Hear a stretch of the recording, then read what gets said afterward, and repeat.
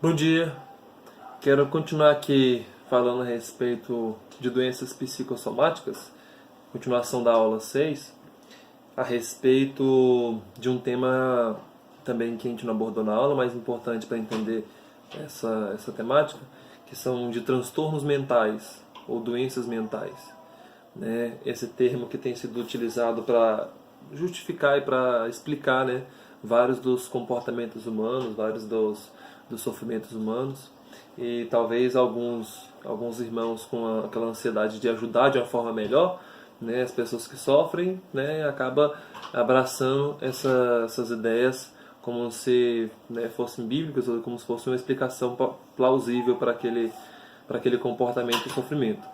Então eu queria abordar aqui a explicação do filme, né, que a gente passou como tarefa, que é assistir o filme Fragmentado. Fragmentado, ele trata de um rapaz, né, que é acompanhado por um psiquiatra, uma psicóloga, que tem o TDI, né, o transtorno dissociativo de identidade. Ele vai desenvolvendo várias personalidades, né, nele mesmo, né, tem uma parte mística no filme, que é a parte que ele assume lá a besta, né, no final do filme. Mas, no geral, a grosso modo, tem muita parte psiquiátrica, né, lá, né, um comportamento, né, e é isso que a gente queria tratar. Vou ler um texto aqui de Tiago 1, versículo 2. Meus irmãos, tende por motivo de grande alegria o passardes por várias provações, sabendo que a provação da vossa fé, uma vez confirmada, produz perseverança. Circula essa palavra perseverança. Ora, a perseverança deve ter ação completa, para que sejais perfeitos e íntegros, em nada deficientes. Então veja bem, o que o texto de Tiago diz? Que é importante, né, e até bom, e por isso que o cristão deve ter motivo de grande alegria, passar por vários tipos de provações, né, por vários capítulos da nossa vida mesmo, por várias circunstâncias da nossa vida, que é para a gente ter uma coisa chamada perseverança. A palavra perseverança aqui é a mesma palavra de paciência, né, de Macrotimil, que a gente viu na aula, né? A capacidade de você passar pelo pecado, passar pela tentação, desculpa, sem pecar. Ou seja, responder àquela circunstância com os valores bíblicos, com o comportamento sempre do mesmo jeito, né? Então a pergunta é, durante 2 anos da sua vida, você consegue responder às mesmas circunstâncias muitas vezes, da mesma forma, com a mesma resposta? Entende? E isso é perseverança, é você responder sempre àquela circunstância X, àquela tentação X, né, da mesma forma, da mesma resposta, com o mesmo comportamento. Isso é perseverança. Isso você só vai ter perseverança se você passar por várias provações. Agora, o versículo 5 fala, né? Isso aí é difícil demais, você alcançar perseverança, paciência, responder sempre da forma bíblica.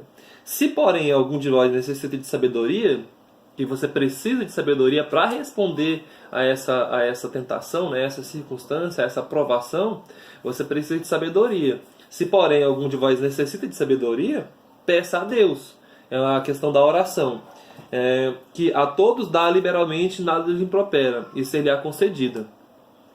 Então, o que Tiago manda? Para você passar pela provação e alcançar a perseverança, você precisa de ter uma vida fixa, né? Uma vida constante de oração, pedindo sempre a Deus. Porque Deus não impropera no sentido de passar na cara, né? Ele não fala assim, mas pediu sabedoria ontem, quer pedir de novo. Né? Não, Deus dá liberalmente essa sabedoria. Por isso que a gente tem que ser perseverante sempre na constância da oração. Agora, se você não tiver constância nem para pedir, igual ele fala no versículo 6, né? Peça porém com fé e nada duvidando, pois o que duvida é semelhante à onda do mar, impelida e agitada pelo vento. Não suponha esse tal homem que alcançará do Senhor alguma coisa. Qual é a ideia aqui? É que você precisa ter perseverança primeiro na oração, para você alcançar sabedoria, para você alcançar paciência nas tribulações. Entende? Esse é o ponto. E aí ele usa uma palavra que não tem lugar nenhum na Bíblia, no Novo Testamento, e talvez acho que nem tem nem na literatura, né, secular da época de Tiago, a palavra no versículo 8 chamado homem de ânimo dobre, inconstante em todos os seus caminhos. Quem é a palavra ânimo dobre aqui? Homem de ânimo dobre é a palavra no original dual psique, como se fosse duas almas, por isso que o ânimo é dobre, né? É duplo. Então, a palavra de ânimo dobre aqui, Tiago está falando que é como se tivesse uma pessoa que tivesse duas almas dentro dela. Por quê? Porque uma hora ela reage de um jeito, outra hora ela reage de outro jeito. Né? Ela não tem perseverança nem na oração para pedir sabedoria, para ter paciência. É uma onda do mar que ela vai e volta, vai e volta. Ela é inconstante em todos os seus caminhos. E essa palavra dual psique que eu quero que você se atente para você entender os transtornos mentais. Essa ideia de transtorno mental, ela vem, né, da filosofia da psicologia. A psicologia não é uma ciência que usa uma metodologia científica igual a medicina, né? Ela carece de verificação científica em muitos aspectos, né? Então ela usa realmente a filosofia. E a filosofia da psicologia, né, começando lá com Freud, com Skinner, com Rogers, eles têm na antropologia deles que o homem ele não é um ser moral intrinsecamente, né? Ele é um ser que responde a estímulos e repreensões, né? Na filosofia de Freud, o ser humano ele tem um tripartido também, né? Um tripartido, mas três aspectos diferentes, que é o ego, que é o consciente do ser humano, o superego, que é o que é construído em cima do ego, né? E o id, que são os instintos, que são os desejos ali que motivam o ego a agir. Então o superego é a construção social, o id é o que vem de baixo, né? Que é os instintos, os desejos, o libido mesmo, né? E para o Freud o sexo é o que domina mais todos eles, né?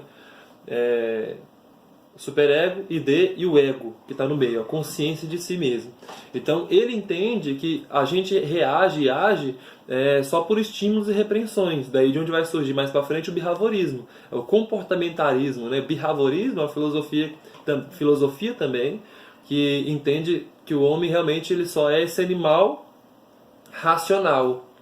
Ele não tem moral intrinsecamente de falar assim, certo e errado, bem e mal. Então todo comportamento humano está baseado nesse pressuposto, né, da psicologia, da filosofia da psicologia. Então o transtorno mental, hoje catalogado pelo DSM, né, que é um livro do Instituto de Psicologia dos Estados Unidos, ele começou a fazer alguns recortes de comportamento e começou a dar nome para aquilo ali, para que talvez no futuro, hoje eles não têm, eles encontrem uma base biológica para aquele comportamento. Por exemplo, se você tem alguém triste durante mais de 2 semanas, se você tem alguém que perde interesse pelas atitudes, pela vida comum, né, pela vida diária ali, se você tem alguém que perdeu ali a vontade de trabalhar, se você tem alguém que está triste durante muito tempo e tal, a pessoa perde interesse até de tomar banho muitas vezes, até de fazer higiene pessoal. Então o que é isso? Você conhece várias pessoas com esse recorte de comportamento, entendeu? Essa lista de ações de comportamento. O que é isso? É um transtorno de depressão. Entende? É um recorte de comportamento que eles catalogam para tentar, de algum futuro, achar alguma coisa biológica genética, né, que explica aquele comportamento. Por isso que surge a ideia de transtorno. É uma disfunção mental, né, que acaba levando a pessoa àquele comportamento. Né? Então, mais para frente vai ficar pior ainda, porque ele colocou a ideia de doença. Né, como se fosse alguma coisa realmente impessoal, onde ele sofre aquela doença, e não como um comportamento ativo que ele decidiu fazer. Então essa é a ideia de transtorno mental. É uma lista de comportamentos, né, um recorte de comportamento que a pessoa se enquadra de acordo com o DSM. Então o DSM começou a catalogar vários recortes de comportamento, vários transtornos ali, né, que explicam um quadro de comportamento das pessoas. Então tem ansiedade, os mais comuns, né? Eu até mandei para vocês uma lista também aí. Lista dos transtornos mentais mais comuns: transtorno de ansiedade, transtorno bipolar, transtorno depressivo, transtorno obsessivo compulsivo, transtorno psicótico, transtornos alimentares de várias formas, né, como anorexia ou bulimia, transtorno de estresse pós-traumático, transtorno de personalidade, transtornos relacionados ao uso de substâncias como o alcoolismo, né, tratado aqui como transtorno também, transtorno neurocognitivos, transtorno neurodesenvolvimento, neurodesenvolvimento, Transtorno de somatização, que é aquela pessoa que começa a sentir várias dores no corpo, né, e vai fazer exame e não tem nada, e ela mesmo assim se queixa de várias doenças, né, então, como um transtorno dissociativo. Então, enfim, transtorno de gênero, tem muitos transtornos aqui. O DSM ele já está na sua versão 5, né, DSM 1, 2, 3, 4 e 5. O 5 agora é o mais atual, se não me engano é de 2016. O que, que é... Como é que é a nossa posição no aconselhamento bíblico, né? Se você pegar aquele livro do Hert Lambert que a gente começou a estudar, eu até vou postar um artigo dele sobre transtorno também, transtorno mental. Que, por exemplo, nesse artigo ele pega, por exemplo, o homossexualismo, né? O homossexualismo ele foi catalogado como transtorno no DSM-1, um transtorno mental, né? Por que eles decidiram que aquilo lá era um transtorno? Por votação. Tem uma comissão de 13 membros que votam aquilo ali, né, e decidem e enxergam ali um transtorno. Entende? É a votação mesmo. Já no DSM-5 ele não é mais um transtorno, né? Ele deixou de ser um transtorno. Por quê? Por votação também. Não é algo científico que foi examinado e que foi percebido uma alteração genética, uma alteração biológica que seja. É realmente uma votação. Está tendo uma comissão que vota e decide. E qual que é a nossa posição crítica em relação a isso?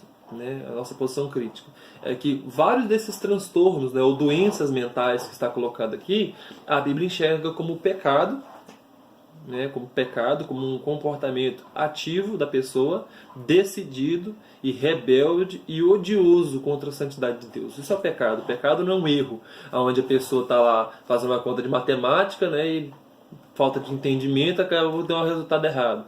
Erro é quando você bater um pênalti, né? Você é ruim de bola, vai lá e bota a bola para fora. Erro é quando você está martelando, né, um prego lá e de vez em quando, pum, pegou no dedão, machucou. E isso foi um erro, porque foi algo intencional. O pecado que a Bíblia categoriza, né?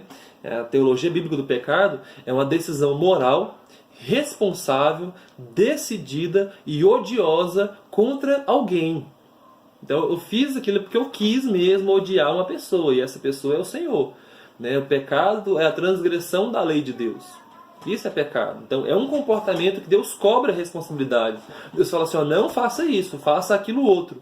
Então dá para o ser humano essa capacidade moral de decisão, né, responsável por fazer ou não fazer. Tal qual, por exemplo, acho que os mais óbvios, né, desses transtornos aqui catalogados são a homossexualismo, né? O alcoolismo. A Bíblia diz que você beber até cair é idolatria, né? Bebedice. É bebedice você beber muito.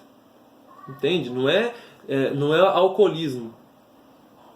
A Bíblia considera a pessoa que vive bêbada como bebedice, como uma decisão que ela tomou de servir a bebida como se fosse Deus.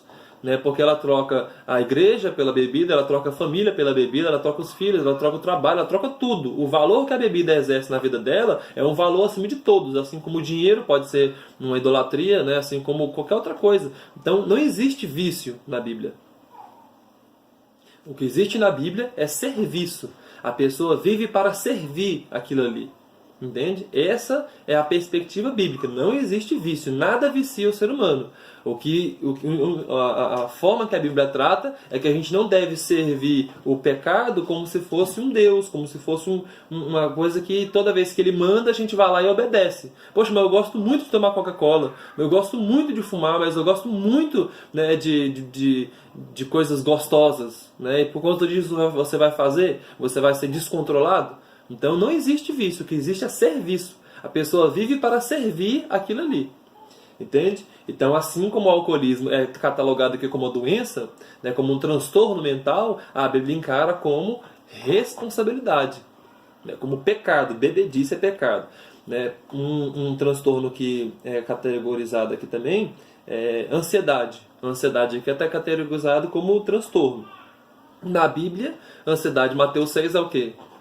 É pecado. É uma decisão que a pessoa toma, né, de querer se colocar no lugar de Deus e começar a manipular o mundo, a gerenciar o mundo como se dependesse dele as coisas acontecerem. E a gente sabe que a gente tem muitas coisas que a gente tem que fazer, A gente tem que trabalhar, a gente tem que se cuidar, a gente tem que ir no médico, a gente tem que fazer. Mas tem coisas que passam da nossa gerência, né? E a gente tem que confiar. E se a gente não confiar, a gente vai estar decidindo não confiar que Deus é soberano. E isso é pecado, entende? Então, olha só como é que isso muda a nossa postura diante do transtorno, diante desse comportamento, né? Se você entender que ele é um transtorno, que ele está doente, você vai receitar remédio como se ele fosse inocente. Como se ele fosse um inocente. Né? Aqui ele cola assim, ó, o que fazer diante da ansiedade? Vou pegar aqui para você ver.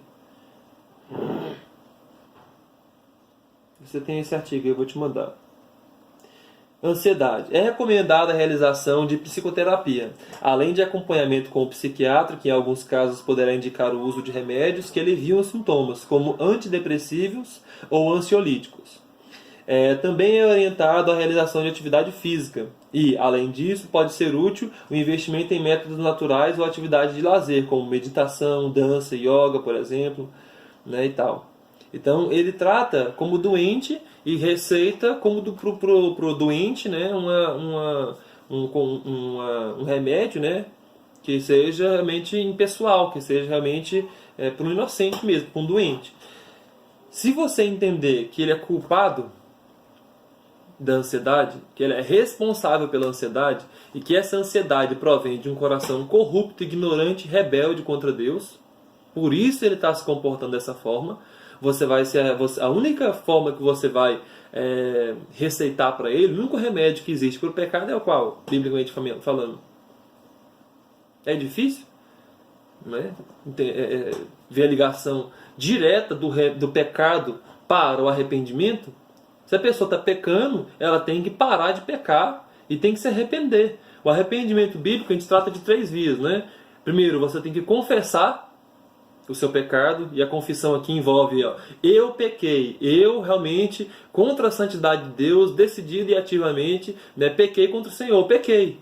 Né? Eu pequei, tomar consciência de que isso é pecado e de que você está desobedecendo a Deus, de que você está agredindo a santidade dele e que isso é um comportamento pecaminoso. Essa consciência de pecado tem que te levar para Cristo. Porque só lá existe perdão, só lá existe redenção, só lá existe um lugar onde, né, perdão da palavra, mas Jesus Cristo é a lata de lixo do mundo. Né? Do mundo aqui, igreja. Jesus Cristo é a lata de lixo da igreja, de todos aqueles que se arrependem, né? Que querem realmente se livrar do seu fardo, se livrar da sua imundícia, da sua podridão, vai lá e joga em Jesus. Ele é a lata de lixo do mundo. E se isso não te comove, né? Se isso não te entristece, se isso não te deixa assim totalmente frustrado, decepcionado por abater o seu amado, se Jesus é o seu amado e você está depositando nele de novo a sua imundícia como se ele fosse uma privada, se isso não te comove, então você não é cristão. Entende? Toda vez que você peca, Jesus está sempre lá, né, disposto na cruz a perdoar os seus pecados. E é para lá que você tem que levar. Você tem que tomar consciência de que isso é pecado e tem que jogar na cruz. Confiar que aqui na cruz a culpa do pecado está perdoado. Entende? Depois que você levar para Cristo, você tem que levar para o Espírito. O Espírito Santo é quem vai transformar o seu coração para você não ficar jogando em Jesus toda semana a sujeira da semana. Né? Toda vez a sujeira que você anda fazendo. Né? Você tem que mudar, porque você não quer ficar machucando o seu amado. Você não quer ficar desobedecendo aquele a quem você ama, aquele a quem você obedece, aquele a quem você entregou a sua vida para ele. Né? Você tem que se arrepender por amor a Deus, por amor a Cristo. Não é porque simplesmente o pecado é ruim para você. A ansiedade, ela não é ruim primeiramente para você. A questão aqui não é você. A questão aqui não é você. A questão aqui é que Jesus está sendo transgredido. A santidade de Deus está sendo cuspida, está sendo humilhada. Né? Está sendo... Entende? Essa é a questão do arrependimento. Arrependimento não é, poxa, eu pequei, foi ruim para mim, eu tenho que me amar e tenho que mudar porque isso é ruim para mim. É claro que a ansiedade, ou a depressão, ou o alcoolismo, ou qualquer outro tipo de comportamento pecaminoso, eu não vou chamar aqui de transtorno, qualquer tipo de comportamento pecaminoso vai trazer consequências drásticas para a sua vida, para o seu casamento, para a sua família, para os seus filhos. Mas, em primeiro lugar, o arrependimento é a consciência de pecado contra Deus. Entende? O transtorno dissociativo de identidade que a gente começou falando de Tiago, a questão aqui da falta de perseverança, da falta de paciência, né, é uma rebeldia. É uma rebeldia do nosso coração não ser perseverante contra o Senhor. Não orar a Ele realmente pedindo para Deus, confiando no caráter santo de Deus. Por isso que a pessoa desenvolve várias personalidades. Porque uma hora ela quer ser uma coisa, aí você encontra com a pessoa, semana que vem ela já é astronauta. Você encontra com a pessoa, semana que vem ela já é um advogado. Você não é nada. Você não é advogado, você não é médico, você não é nada. Você é cristão, você é servo de Deus. E esse valor como servo, como discípulo de Cristo, é o que tem que determinar todos os seus comportamentos, né? Todas as suas atitudes. E pode ver 1000 vezes a mesma pessoa vir falar, pequei, estou arrependido, que você tem que perdoar. Você não pode perdoar uma vez, de vez em quando não perdoar. Entende? É um mandamento. Então, veja só a grande diferença de você encarar transtorno mental e de você encarar realmente comportamento pecaminoso. A sua abordagem vai ser diferente. Tá bom? Eu vou passar para vocês aí os links aí desses artigos. Primeiro desses transtornos mentais aqui para você ver, tentar analisar o pressuposto que eles têm. Né, ver que eles realmente tratam como se não fosse pecado, por isso trata como doença e por isso receita dessa forma. E eu vou também te mandar esse artigo crítico aí do Hert Lambert para você entender como que ele enxerga, como é que é o aconselhamento bíblico, como é que a palavra de Deus enxerga, né, esses tais transtornos. Tá bem? Fica na paz aí, espero ter ajudado.